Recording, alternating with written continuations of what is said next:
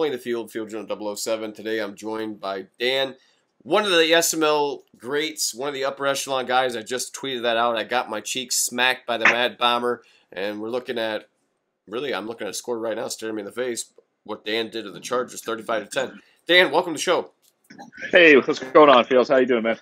Not too good, but I'm going to go ahead and fake it anyway. It's just like a typical female, all right? So let's look at some teams real quick. There's something, I kind of looked through this, and it really sparked my interest to do a show.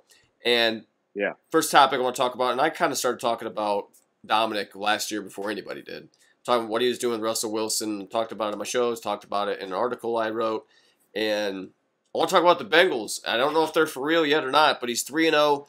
The next is KJ at 2-2. NYT sucking up big time 1-3, and Woods absolutely doing terrible at 0-4. What's going on with Terrible Two Step? Who's, he doesn't do a whole lot. I'm not trying to be disrespectful, not putting words in anybody's mouth, but the way that Prime's been kicking people after certain cycles, wouldn't be surprised if Terrible Two Step is the casualty, just because of the lack of social chat activity. But he's doing a great job right now with his Bengals. I guess he's 3-0-1. It says. I don't know if that is accurate on that. Not doing a whole lot on defense, but he's averaging 29 points per game on offense, and he's doing it via the air. 249 yards, best or fourth in the league. Have you seen any of this stuff? Have you looked into the Bengals at all? What can you tell me about Terrible Two Steps Bengals?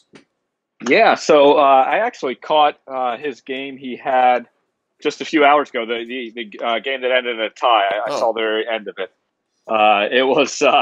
It was a classic kind of boneheaded move. He actually was playing the CPU, not even playing future. Go figure. And he had the ball inside the 5 with, I think, about 16 seconds left. Mm-hmm. And no timeouts left, and he ran the ball on 3rd down. Yeah. He got stopped, and then he spiked the ball on 4th down. Yeah. I think I did that against Tiny last season. Yeah, just one of those moments. And he said in chat afterwards he thought he had 3 timeouts instead of 2. And it's really a symptom, really, of kind of where the games have gone right now. Like, everyone's kind of figured out the game for the most part, or they know how to do something, and it just comes down to making mistakes or not making mistakes. And for Terrible Two Step, up to this point, I did see his interception numbers are down. Yeah. Making good decisions there, and that's what causes. That's the difference between winning and losing, is just lack of mistakes. And so the more that he can not make mistakes, the more he has a chance to win. He's got a pretty piss poor average roster. I mean, he's got some players in spots that matter. I mean, if you look, he's got the tight end, Barker, 94 overall, Joey Forbes, 94 X Factor, Mixon, 93, Joey Burrow, 93. And then defense is pretty solid, it looks like. But other than that, like, he doesn't have, like, the great offensive line. He doesn't have a dynamic trio like you do at wide receiver. Yeah. But he seems like he has some nice pieces. But really overall, like, I'm not too impressed with looking at his roster. I mean, he's probably got, 10 players, 80 overall or better. And he seemed like he's doing okay considering that he hasn't really developed his roster. So I just wanted to kind of shout out the Terrible Two Step. I see you doing. How you doing? Keep it moving. And also I want to talk about RD. I know Prime likes to down talk RD. I'm not saying that he's the best Madden player I've ever seen or anything like that, but I think the guy's pretty good. He's consistently good. He runs the ball well. He plays defense. Maybe not the best passer. And obviously, when Cam Akers is in the game, he's much better than when he's not. Right now, he's playing really great on defense, which is saying something. He's only allowing 13 points per game. And on offense, he's number 1, averaging 36. Have you been paying attention to RD at all, or what can you tell us?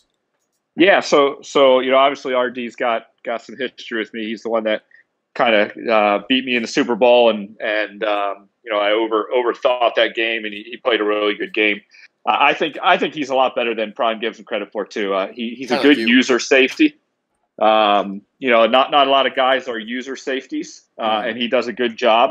He's actually convinced me to try it out a little bit more. Sometimes when I can't stop the run, I'll switch to my user safety and try to actually come down and help with the run. But he's good with that. He's good.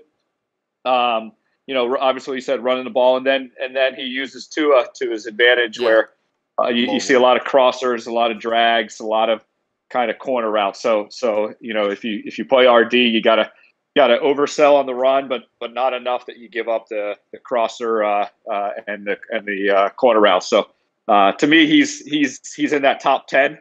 He's probably even top 5 right now if I had to list through him, but I think he's legit. The thing I just realized looking at his roster, almost surprising outside the fact that, he's got 3 really great defensive backs. Ramsey's 99. He's got Terrell Burgess 96 overall and David Long Jr. 91 X Factor at corner.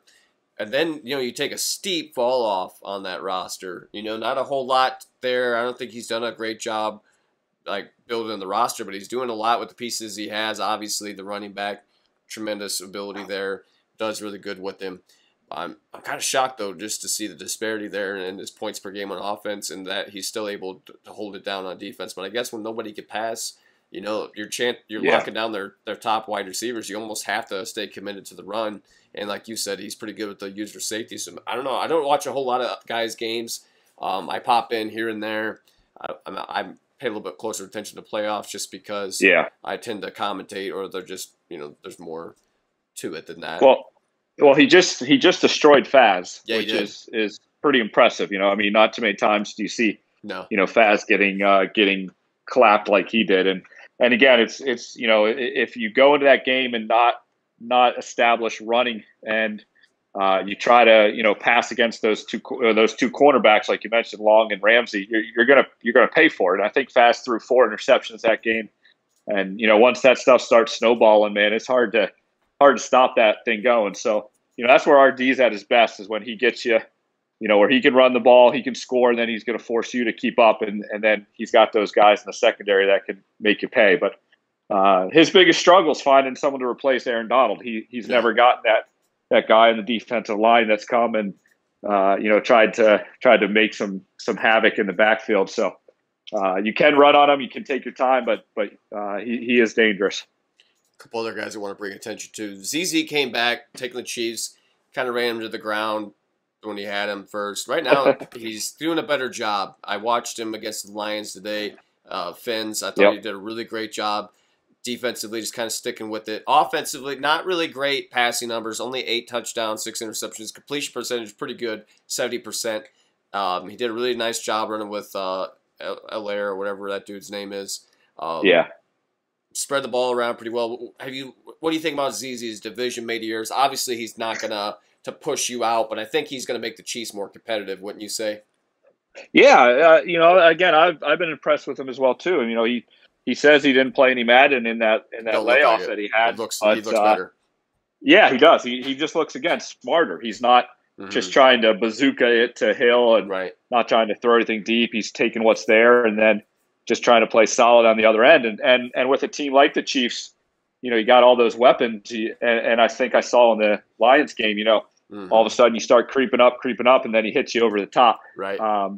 And so it's just a smart way to play. And the more he can play in that smart mindset, the more chances he has to win. And, that 7th seed in the AFC is always kind of up in the air. And so, why not? ZZ can make it. Why not? That'd be awesome.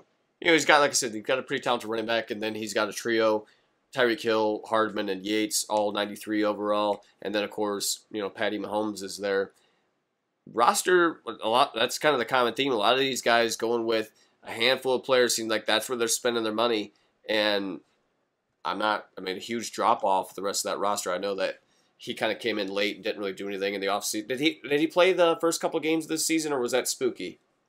No, he's played the entire season, I believe. Okay.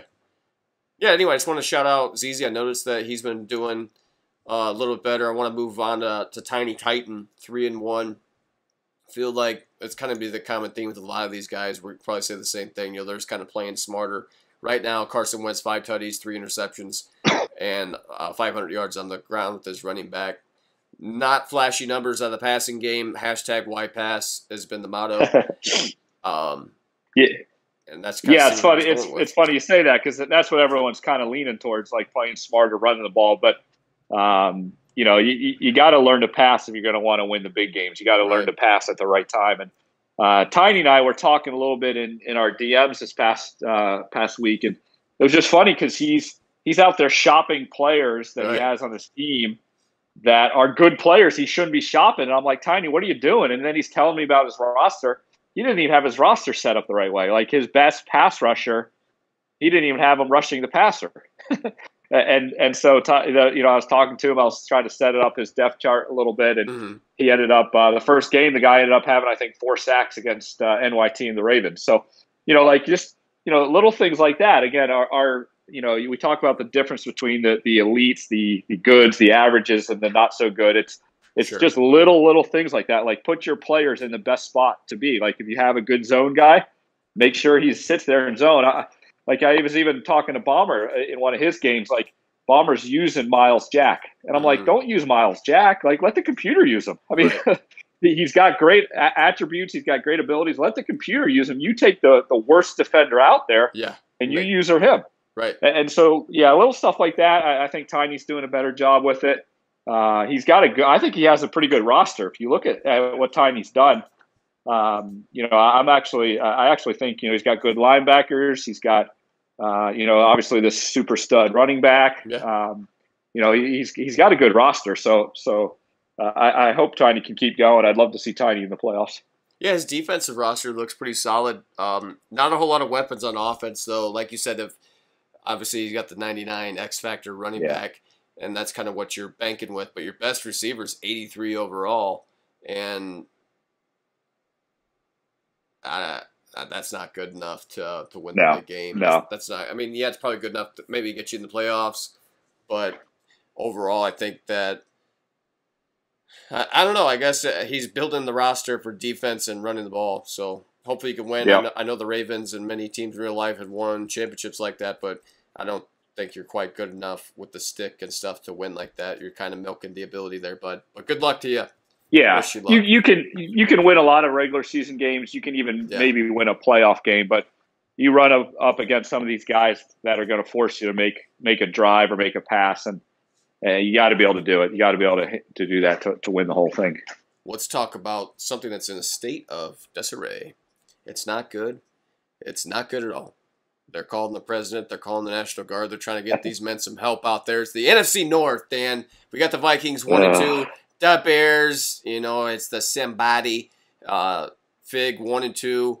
Packers 1-3. And the Lions 0-4. It's a complete, absolute garbage fest in the NFC North. Anybody could still walk away with it. I fully anticipate Faz eventually. Don't know what's going on with him. Don't know if he's I don't know what's going on with Faz. It really seemed like when he lost to the Patriots last season that he kind of just gave up on the game, gave up on wanting to play, and seems like he's got lost his mojo and not playing the same confident Faz like we've seen. Is that what you're seeing out of Faz, or what's going on with him? Yeah. No, I do. I think, even if you watch his games and he commentates his games, you can hear in some of his voices. Yeah, and you can hear it in when something goes his way, like a running back gets tackled for 3 yards and then they fall forward for 5 more. Like that just it seems like that sends him over the edge. And if that's going to send you over the edge, then you're never gonna play a game of Madden and enjoy it, because that's the way the game is. So he's got to get back to that just that mindset of like, hey, look, I'm going to this game and I'm gonna put the throttle down. I'm gonna go 100 miles an hour. I'm just gonna blow you out, and you're gonna have to keep up with me. And I get it, because I kind of fell into that same thing last season too. I was playing a little more conservative. I was playing, and when you play that way, you actually give the other team a chance to stay with you, because all it takes is 1 or 2 things to happen, and all of a sudden, they're right there. But if you go into a game and you're just like, look, man, I'm just going to punch this guy in the face in the first 5 seconds, and I'm going to, just nonstop. So that's what Faz has to get back to. He's just got to get that killer mindset, that, almost that prime arrogant attitude, like I'm going to drop 50 on you this game, and then just go out and do it. That's going to make a huge difference for Faz. And until he does that, he's going to kind of struggle with some of these mediocre games and just not playing well. And that whole division is that's the division I play this year. I've already played the Lions and the Packers. Lions and we had a crazy game. He ended up breaking the single rushing record in a single game against me, and he still lost by 14. So it's just a weird division, and I have no idea what's going to happen. Figs made the playoffs last year. Mike Effinelli, he's played me tough before, but he just can't win. Right. I have no idea what's going on in that NFC North right now. Before I let go of Faz, there's two categories on offense that he normally is like top 3. Yeah. And right now he's bottom and next to the bottom. He's only averaging 13 points per game. I know it's only 3 games. Wow. That's dead last. And he's only averaging 66 yards on the ground. That's 31st in the league. Not yeah, that's crazy. Because I think he was averaging up at over 30, I believe, last season. So he's almost 20 points lower. That's huge. Yeah, he's been averaging like 28 points or better almost every season that I've seen him. I believe for the most part he's been over 30. Yeah. Not impressive right now. I don't know if you need to reach out to him and get his mind right, but I'm not. The next big thing is the next little thing right now, it looks like. Definitely disappointing. Yeah. I'll have to give him a little bit of a smacking around and send him to his room and see if I can get his mind back on the right track of things here. So 2 other things we got to talk about real quick. We got to talk about Bombers' quick start at 4-0. Wardy's kind of the same old Bomber, the Peyton Manning Colts era where he's hot in the regular season. Is that kind of what you're seeing out of Bombers so far, or do you think it's a different Bomber?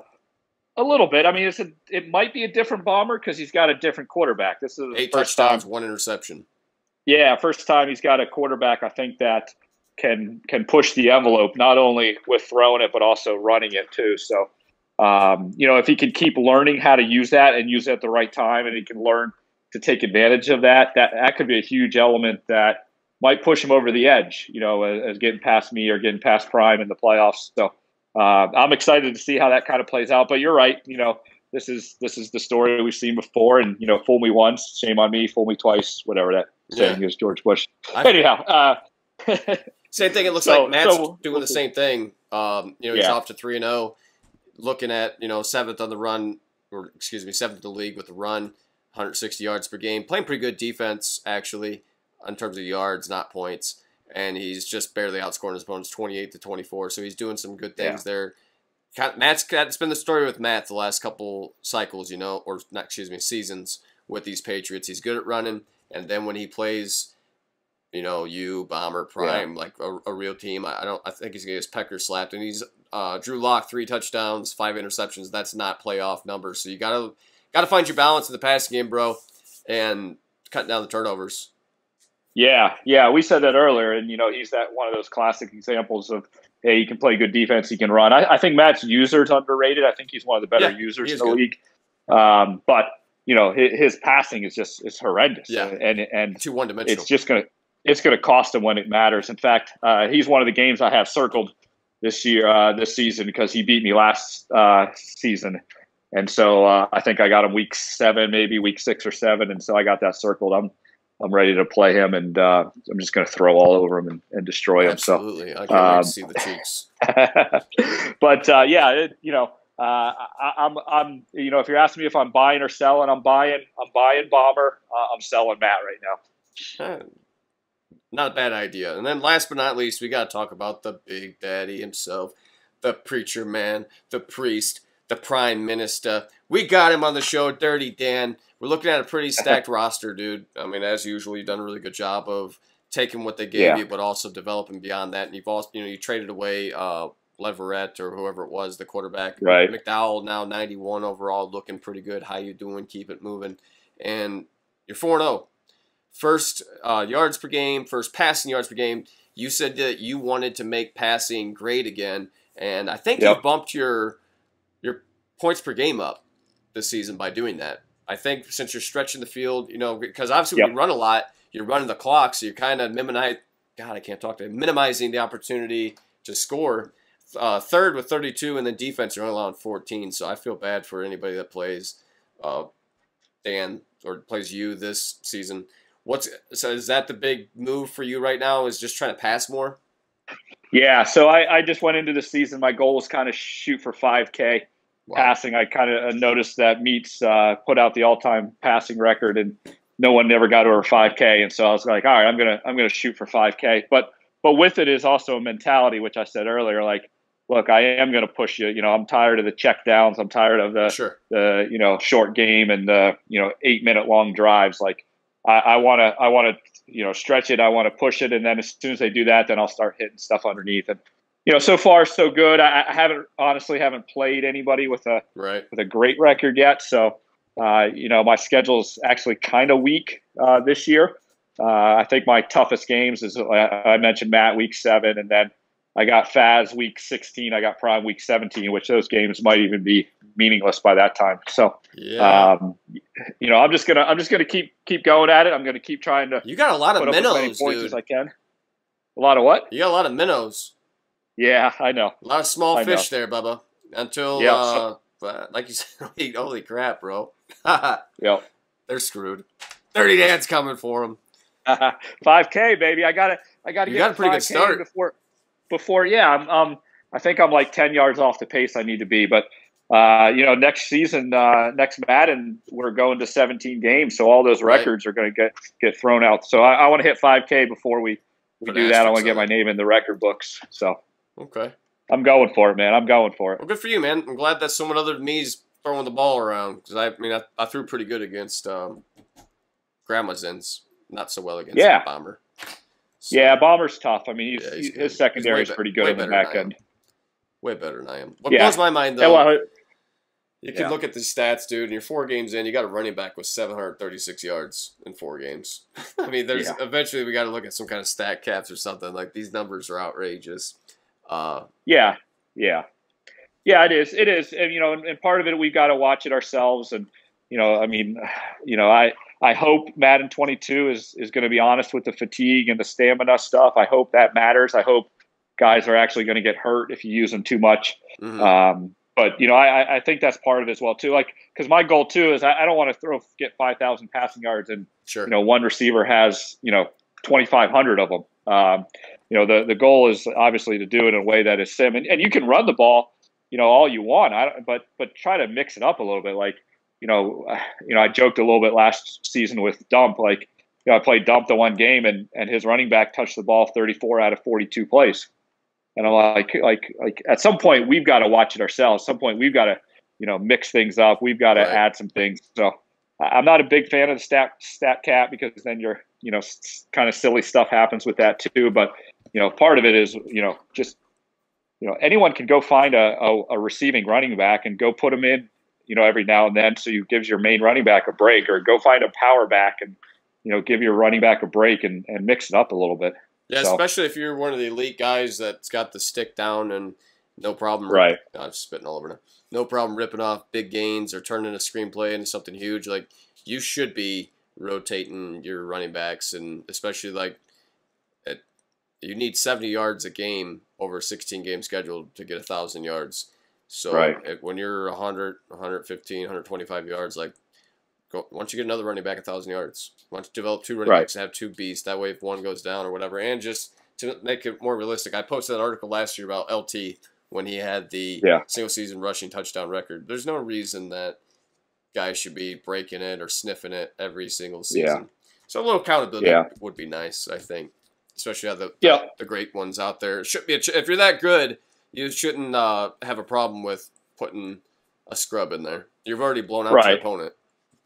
Right, and I don't think we ever need a rule by it. I don't think we need to go that route, but at least we should kind of be pushing ourselves. Again, the game is what the game is, and it's going to bend towards a certain way. It's obviously bending towards running. Right. But a little bit, add a little bit into it, like make it a little bit more where, okay, I'm not going to, and like you said, it actually helps your team out. If you can develop a second running back, then, like I lost my running back today for 8 weeks, but I got 2 other running backs behind them that just as good. So I'm not worried one bit about it. So, just start kind of that mentality of just kind of developing your whole team. I think that helps a lot. Yeah, any closing statements, any shout outs, any kind of challenges, anything that you want to close with? No, I think the league's in a good spot. I mean, again, we're still chatting here in July about Madden 21, and I know some people are getting burnt out, but in the midst of that, other people are stepping up, and it's fun to talk about Terrible Two-Step and Tiny and ZZ and some of these guys that are coming in here. And so, hey, that's great. Have fun with that. hopefully we finish strong here and we get ready for Madden 22. Bottom feeder gang, keep it up, boys. I need you to rise up. I can't rise up. I'm trying to chip away, but it just ain't happening. So shout out to the guys I was shouting out to earlier. Keep doing what you're doing. We're almost done. And if they make another season out of this game, we just can't do that. I think once you called the last season, I think you called the last season. Check us out. SimMaddenLeague.com, DaddyLeagues.com/SML. Appreciate you guys watching. Like, subscribe. Take care. Have a great day.